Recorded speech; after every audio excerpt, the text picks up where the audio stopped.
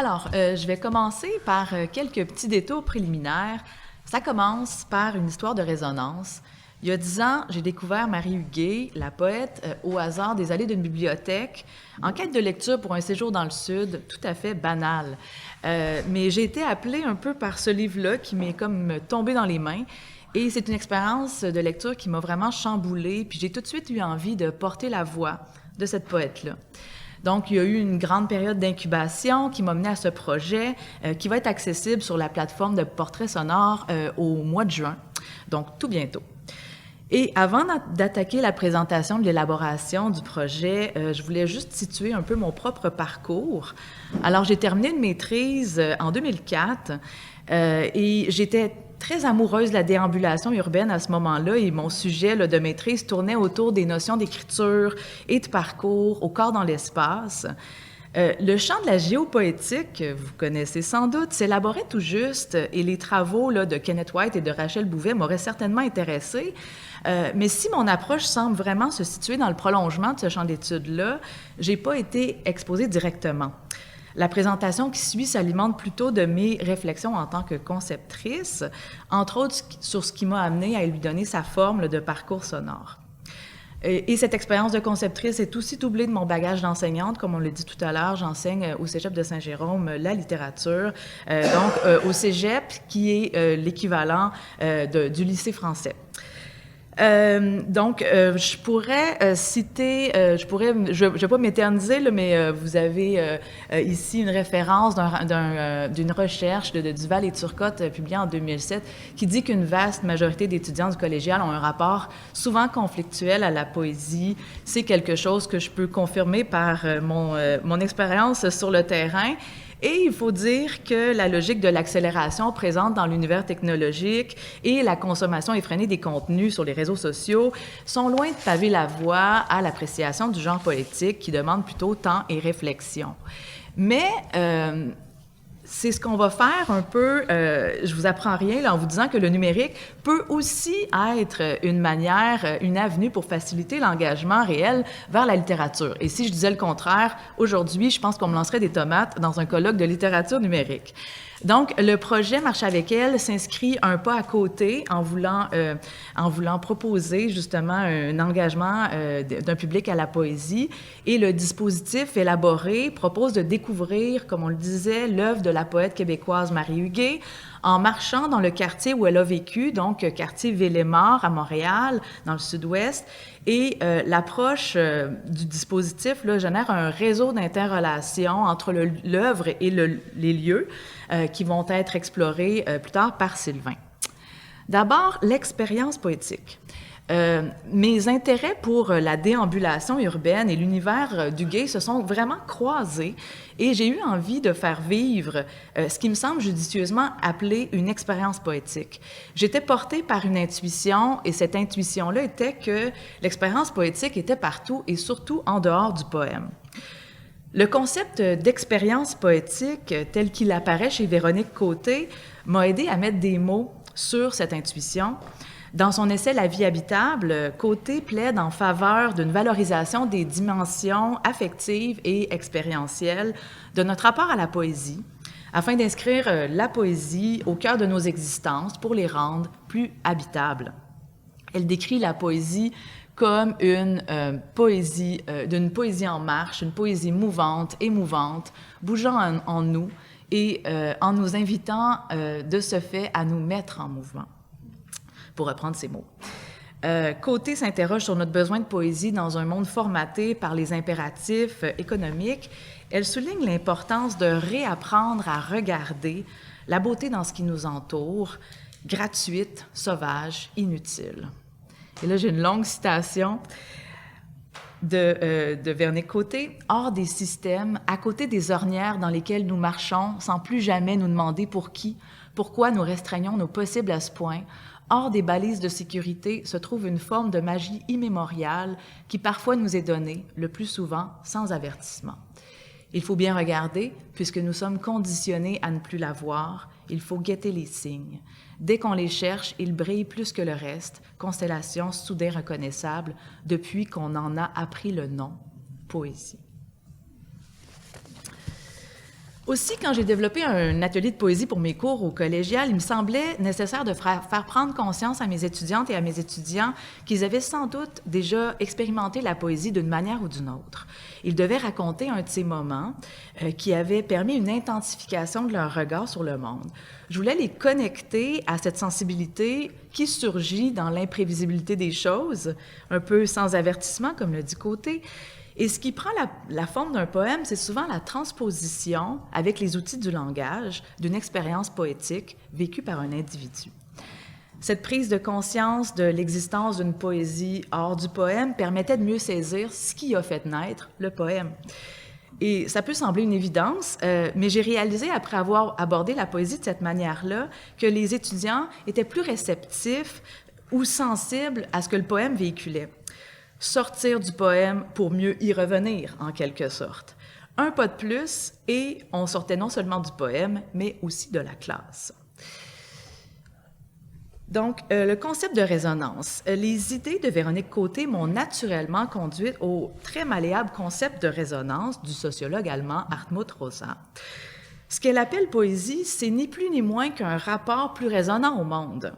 Mais tentons d'abord de baliser comment j'interpelle à mon tour ce concept de résonance. Rosa balise dans son essai « Résonance » les différents axes de résonance. Elle peut survenir à travers les relations humaines, l'art, le contact avec la nature, notre lien aux objets, aux lieux. Et il définit la résonance comme un rapport cognitif, affectif et corporel au monde, dans lequel le sujet, d'une part, est touché par un fragment du monde et d'où, d'autre part, il répond au monde en agissant concrètement sur lui, éprouvant ainsi son efficacité. Cette rencontre avec le monde, ce lien vibrant au monde, n'opère pas en disposant des choses, mais plutôt en entrant en résonance avec elles. La résonance, c'est ce qu'on ne peut pas contrôler, posséder, prévoir, et se présente de manière inattendue. En effet, Rosa précise que la faculté de résonance se fonde sur l'expérience préalable d'un élément étranger qui nous déconcerte, que l'on ne sait pas approprier et qui, surtout, reste indisponible, se dérobe à toute prise et se soustrait à toute attente. Tel que le suggère cette citation, l'imprévisibilité et l'indisponibilité sont donc, ça fait beaucoup de indissociables du concept de résonance. Sans ce quelque chose qui résiste, point de résonance. Le monde virtuel qui rend tout accessible en quelques clics est un frein à l'expérience de la résonance et, au contraire, la poésie constitue un terreau plus que fertile. Parce qu'il y a évidemment dans la poésie ce quelque chose qui nous échappe. Et le processus interprétatif mis en route, il peut constituer une forme de réponse. À la fois en contact avec la poésie de Marie Huguet, donc dans une résonance plutôt dans une forme d'art, et en relation avec des lieux qui, selon Rosa, ne sont pas muets. Les lieux nous parlent et nous disent quelque chose. Donc, en contact avec ces deux éléments, le marcheur-auditeur, dans le parcours, se retrouve devant un potentiel de résonance démultiplié, qui s'effectue sur plusieurs axes. Et si, comme le rappelle Rosa, la résonance émerge de l'inattendu, donc ne se provoque pas, les caractéristiques du parcours marché avec elle, donc le contact avec la poésie hors du texte, puis hors des murs de la classe, l'imprévisibilité d'une expérience in situ, la rencontre avec un genre littéraire peut-être plus fuyant et la multimodalité, là, exposée notamment par Sophie, vont favoriser, on le pense, l'entrée des marcheurs-auditeurs dans l'univers du gay. C'est du moins l'hypothèse qu'on a et qui va être vérifiée dans un prochain article après une collecte de données qu'on va faire bientôt. Pourquoi Marie Huguet? Donc, pourquoi s'intéresser à cette poète? En 1981, Marie Huguet succombait aux suites d'un cancer des os qui avait précipité l'amputation de sa jambe droite 2 années plus tôt. Elle avait 26 ans. Et bien que sa brève existence ait été marquée par la maladie et la souffrance, son œuvre, constituée de 3 recueils, et de son journal, qui a été publié des années après son décès, donc en 2005, transpose une véritable pulsion de vie. Sans doute, comme tous les poètes, Marie Huguet a un rapport particulièrement résonnant au monde. Ça s'exprime très clairement lorsqu'elle parle de sa venue à l'écriture. J'avais un petit extrait, mais faute de temps, je l'ai coupé, mais elle exprime vraiment, dans ses mots à elle, dans des documents d'archives, notamment documentaires, et dans son journal, comment l'écriture lui permet de se sentir plus proche de la réalité, plus présente au monde. C'est pour elle une manière de regarder plus intensément les lieux et les objets du quotidien pour en déceler leur singularité. Le parcours sonore propose de marcher avec elle, manière de lui redonner toute sa mobilité, mais aussi de jeter sur l'apparente banalité des lieux du quartier un regard nouveau qui va être imprégné du sien. Son œuvre se prête très bien à un parcours dans la ville parce qu'il y a beaucoup d'éléments du paysage urbain qui défilent dans ses poèmes. Et dans le journal, elle parle de Montréal comme d'un lieu qui l'a inspirée parce qu'il y a une multitude de sensations à explorer. Pour elle, Montréal n'est pas une belle ville, dans le sens habituellement donné à la beauté, et c'est une invitation pour elle à lui en donner un autre sens à la beauté. Une invitation à la trouver belle, excusez-moi, à sa façon. Cette banalité des lieux, d'ailleurs, elle semble trouver un intérêt, et ça fait écho aux propos de Rosa qui dit que même les fragments de ce monde tendanciellement inhospitaliers et hostiles peuvent devenir, sous certaines conditions, de véritables oasis de résonance. Donc, en plus du lien vibrant au monde de la poète, de son ancrage naturel à la ville, ce qui favorise vraiment l'entrée dans son œuvre, c'est la médiation du journal. En marge de sa production poétique, elle a écrit beaucoup dans des cahiers de création et c'est un accès privilégié à son expérience du monde avant que celui-ci que ses expériences deviennent poèmes. Le journal regorge de clés pour comprendre son univers poétique. En plus de stimuler l'identification du lecteur, moi, c'est par le journal que j'ai découvert Marie Huguet. Ensuite, j'ai découvert sa poésie, mais j'étais déjà conquise par son regard. Pour toutes ces raisons, Marie Huguet est vraiment une bonne guide pour faire un parcours dans le quartier qui l'a vu naître. Finalement, la thématique de l'entre-deux, c'est un autre intérêt de joindre la marche dans le quartier à la découverte de l'œuvre de Marie Huguet. En fait, dans l'œuvre de Marie Huguet, la thématique de l'entre-deux est présente à la fois dans l'œuvre et dans les lieux traversés. Alors, dans l'œuvre de Marie Huguet, Poésie ou journal, on retrouve constamment cet espace entre la vie et la mort. Le dedans et le dehors, le motif de la fenêtre est très présent. Le dedans, le dehors, ça je l'ai dit, la campagne, la ville, l'ombre, la lumière, le désir, la souffrance. Mais dans le parcours balisé que vous voyez à l'écran, on va traverser des zones qu'on pourrait dire interstitielles. Au numéro 2, on est dans un pont qui marque les limites du quartier. Et donc, tantôt, Sylvain va nous parler à l'arrêt 3. C'est un petit parc dans un quartier résidentiel, mais de l'autre côté de la clôture, il y a une immense usine d'acier. On va écouter un fragment de la capsule 4 où est-ce qu'on est dans une butte qui surplombe, on voit une vue sur la ville un peu inédite, mais derrière, vous voyez, il y a des immenses centres d'achat. On traverse une ruelle aussi, donc on est dans un espace interstitiel encore une fois. À chaque arrêt, l'entre-deux apparaît dans l'œuvre, qui apparaît dans l'œuvre, il trouve un écho à celui du lieu. Et cette idée de l'entre-deux, donc, est cet espace de lutte d'où peut émerger peut-être la résonance. Donc, pour le moment, nous verrons avec Sylvain comment le dispositif met en place des conditions favorables pour que soit suscitée la résonance. Merci Marie-Ève. Donc il y a plusieurs travaux là qui portent sur les promenades littéraires. Cette diversité de travaux en fait rend compte des différentes modalités, différents objectifs, différentes expériences que ces promenades cherchent à vivre. Et donc on a retenu une définition de ma collègue Rachel Bouvet qui nous semblait parfaitement convenir en fait à ce qui est en jeu avec les promenades de portraits sonores, notamment Marcher avec elle. Donc Rachel Bouvet qui définit la promenade littéraire comme une lecture augmentée d'un texte ou d'un lieu. Et ce qui était particulièrement intéressant, selon nous, c'était justement le fait qu'elle considère, Rachel, elle considère la promenade littéraire comme un processus conduisant à la construction d'une signification. Donc ce qui nous semblait particulièrement intéressant, signifiant, c'est l'accent mis sur le processus plutôt que sur l'objet ou sur le sujet.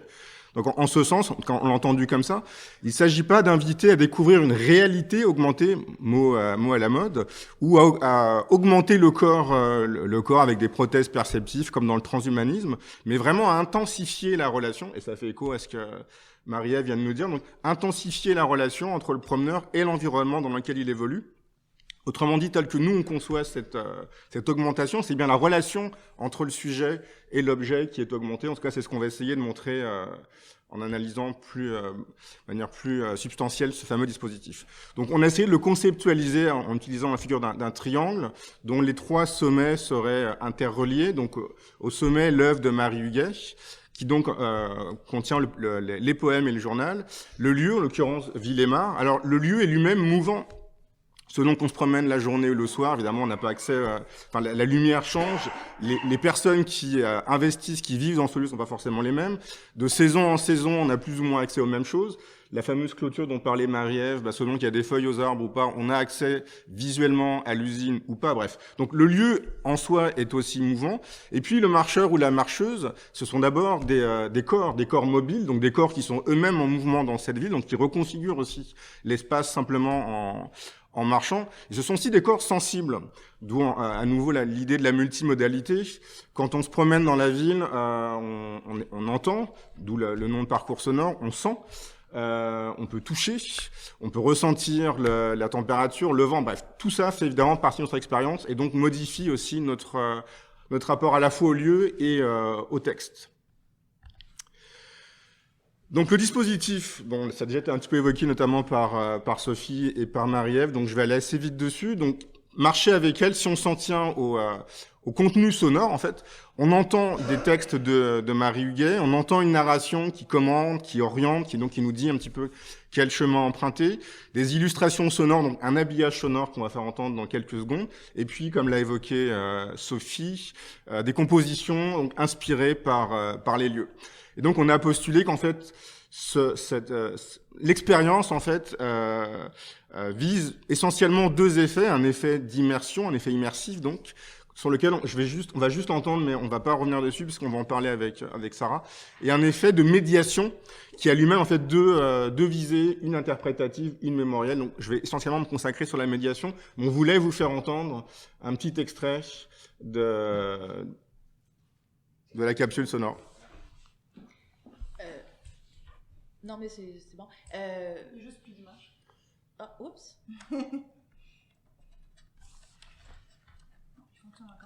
Oui. Bon, avant de lancer l'extrait, on voulait vous dire que c'est vraiment comme une maquette. C'est pas le produit final que vous allez entendre. Donc, il va y avoir d'autres instruments, tout ça, là, mais les voix des comédiennes, là, c'est Sylvie Léonard. Et oui, les résidents, il y a plus de résidents et tout. Donc, je sais pas si j'espère que ça va fonctionner. Ouais. Tout un voyage est resté en nous. Notre rêve dérive vers...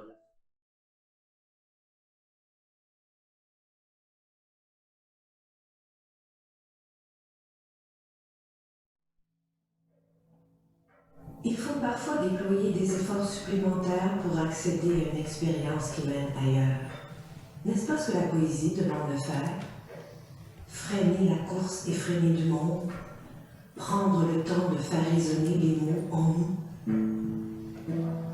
Une nouvelle perspective apparaît une fois qu'on a gravi la butte du parc Ignace Bourget.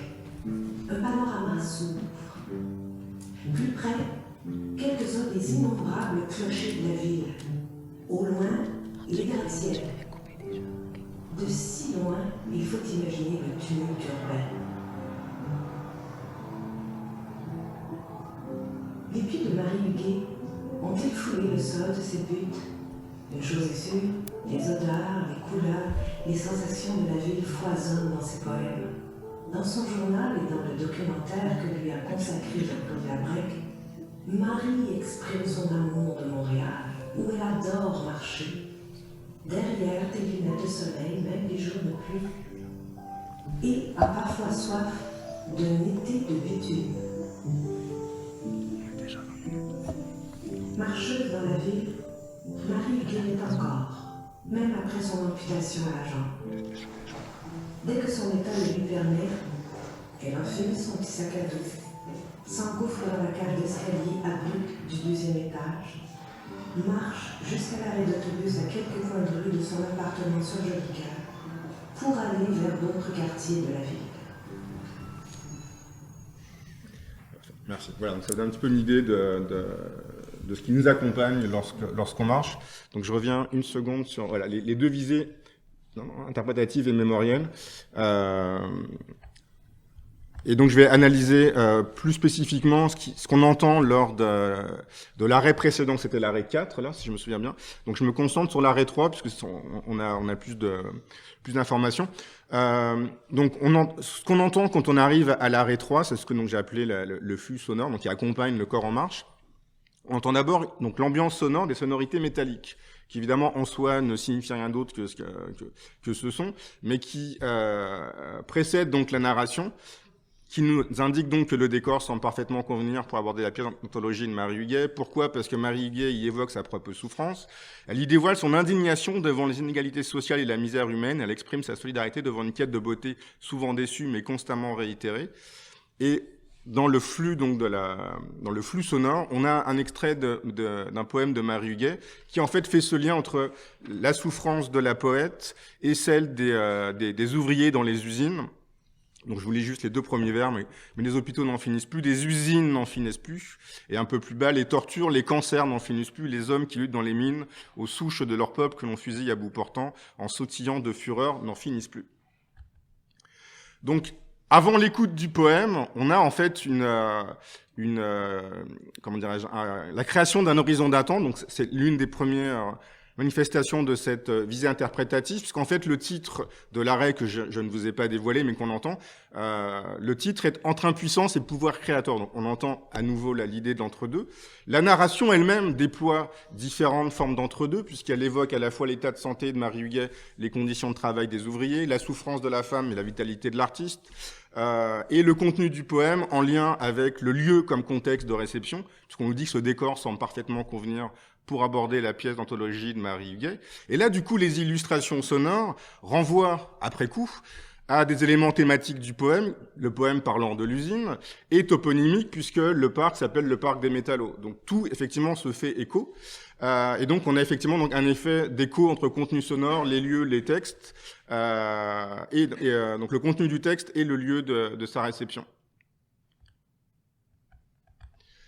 Après l'écoute du poème, donc la narration continue, et là cette fois-ci, elle vise à actualiser les préoccupations de Marie Huguet, donc autre forme de médiation interprétative. Donc je vais pas tout vous lire, je vous laisse lire ce qui apparaît à l'écran, mais là on est vraiment dans le présent, puisqu'on a l'opposition déjà il y a 40 ans et la fin du paragraphe aujourd'hui, avec une ouverture sur finalement des préoccupations qui sont à la fois celles de Marie Huguet et celles que quiconque peut avoir lorsqu'il s'intéresse à la poésie, alors que tout tremble, que le monde s'écroule, pourquoi écrire, pourquoi aimer, pourquoi désirer. Donc ces questions qui nous sont adressées sont aussi celles que se posait Marie Huguet. Et donc cette fois-ci, l'effet d'écho entre contenu sonore, lieu, texte ne renvoie plus au lien entre contenu du poème et lieu, mais bien entre contenu du poème et temps de sa réception. J'ai parlé de la visée interprétative, j'enchaîne avec la visée mémorielle. Donc si on reprend le même arrêt, je vous rappelle donc qu'avant l'écoute du poème, on a des sonorités métalliques qui peuvent donc effectivement renvoyer à la topographie du lieu, à l'usine qui est voisine. Mais quand on lit le contenu du panneau informatif qui est donc disposé à l'entrée des parcs des Métallos, je ne sais pas si vous arrivez à lire, il est écrit juste en dessous, en hommage aux ouvriers de la métallurgie travaillant à proximité. Du coup, évidemment, le son revêt à une autre signification qui entre en résonance avec l'information apparaissant sur le tableau, je viens de le dire, et la narration qui nous dit à la frontière du résidentiel et de l'industriel, le parc des Métallos rappelle le passé du quartier, il a été aménagé en hommage aux ouvriers. Bon, on vient de le dire, donc là c'est une autre dimension. Et après l'écoute du poème, la lecture d'extraits du poème par des résidents du quartier continue à faire résonner le lien entre poésie et lieu. Donc je rappelle, comme l'a dit Marie-Ève ou Sophie, je ne sais plus trop, Ville-et-Mar est resté un quartier ouvrier, ce qui est assez intéressant, contrairement à d'autres quartiers de Montréal qui se sont gentrifiés. Cette mémoire, en fait, elle est encore actualisée par les habitants actuels du quartier. Et plus largement, il y a tout un ensemble d'échos entre passé et présent, donc toujours dans cette idée de visée mémorielle, qui s'incarnent dans les éléments suivants. Donc l'insertion d'extraits de textes lus par les résidents du quartier, ça a été évoqué, mais aussi la lecture d'extraits lus par essentiellement des poétesses, des femmes, c'est ça? Des écrivaines, non? Le l'aigle, Oui, c'est ça, ouais. ouais. Donc des écrivaines qui témoignent justement de l'influence que Marie Huguet a eue sur elle en tant que poète, mais aussi en tant que femme. Donc il y a des noms là, Chloé Savoie-Bernard, Gabrielle Bouliane-Tremblay et d'autres. Et puis l'inscription elle-même de la promenade dans un lieu, ça a été évoqué un peu plus tôt, dans un ensemble de lieux emblématiques. Donc la bibliothèque du quartier porte le nom de Marie Huguet. Le parc des Métallos, donc qui renvoie au passé, donc tout le parcours en soi renvoie aussi constamment ou de manière assez soutenue, fait des liens entre passé et présent. Donc la résonance, elle se manifeste aussi donc dans ces liens établis entre le poème, le lieu de sa réception, et le poème et le temps de sa réception ou le temps de sa création. Je cède la parole à Marie-Ève pour la conclusion. Oui, donc, comme je le disais précédemment, Marie Huguet a tenté de traduire son expérience de résonance à travers ses poèmes. Et à travers ce parcours, finalement, je partage ma résonance à la fois avec l'œuvre de Marie Huguet et ma résonance quand je déambule dans la ville. Il y a donc un jeu d'oscillation qui se dessine, puis le temps nous dira si le mouvement vibratoire va s'amplifier vers d'autres marcheurs auditeurs. Évidemment, en élaborant ce parcours sonore, j'avais en tête qu'il intéresse des enseignants au collégial qui pourraient y voir une activité pédagogique intéressante pour aborder la poésie, et que cette résonance avec l'œuvre et les lieux surviennent ou non. Le parcours aura le mérite de faire vivre aux étudiantes et aux étudiants une expérience différente en dehors de la classe, à côté des ornières, à côté des trajets creusés par l'habitude, pour paraphraser Véronique Côté. Et elle aura aussi le mérite de les mettre en marche, ce qui est déjà une forme d'engagement.